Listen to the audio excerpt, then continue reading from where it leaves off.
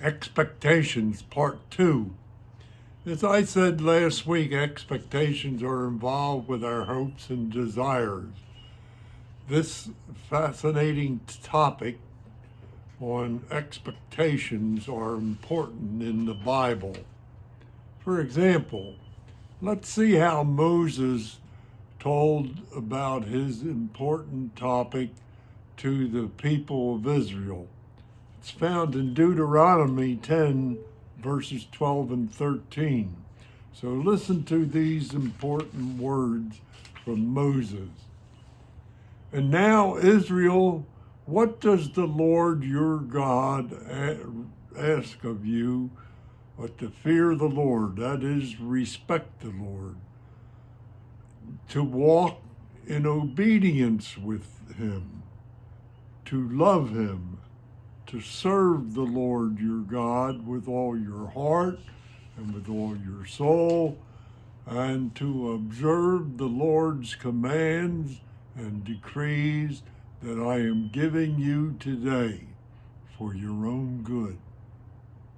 What Moses said to the people of Israel also applies to us today, doesn't it? Here is one thought. The way people behave is basically sinful, leading to eternal separation from God. But as believers, we are in God's family. Thus, we are to be different from non-believers and those living in the world. So we live in the attitudes of Jesus Christ.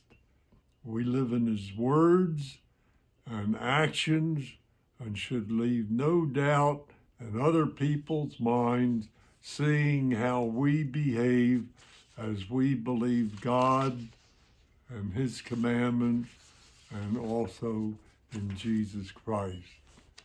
That again brings me to what David said in Psalm 37. Don't get tired of hearing his points to ponder.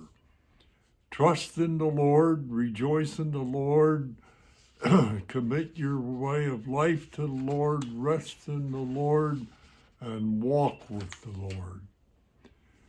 Do what Moses and David said, and you will increase your faith in God through Jesus Christ. There's no doubt about it. That brings me to what the writer of Hebrews wrote to carry out really what Moses and David said for the privileges we have as believers, as written in Hebrews 10, verses 22 through 25. I break it down this way.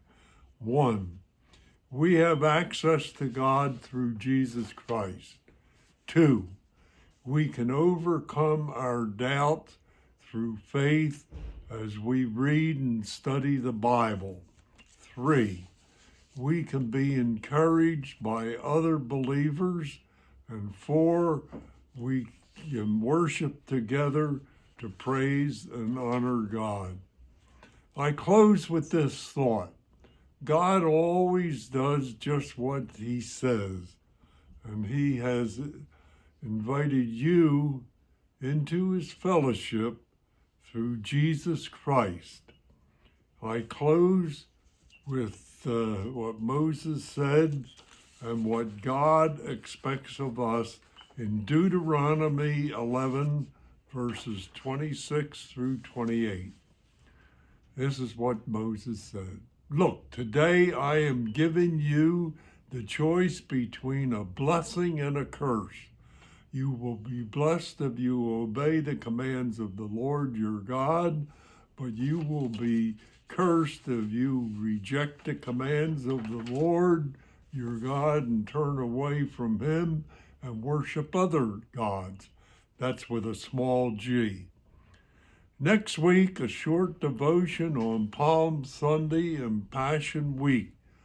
Do you have a donkey for Jesus to use? Now, what is that all about? Tune in next week and you will find out. God bless you and have a good week.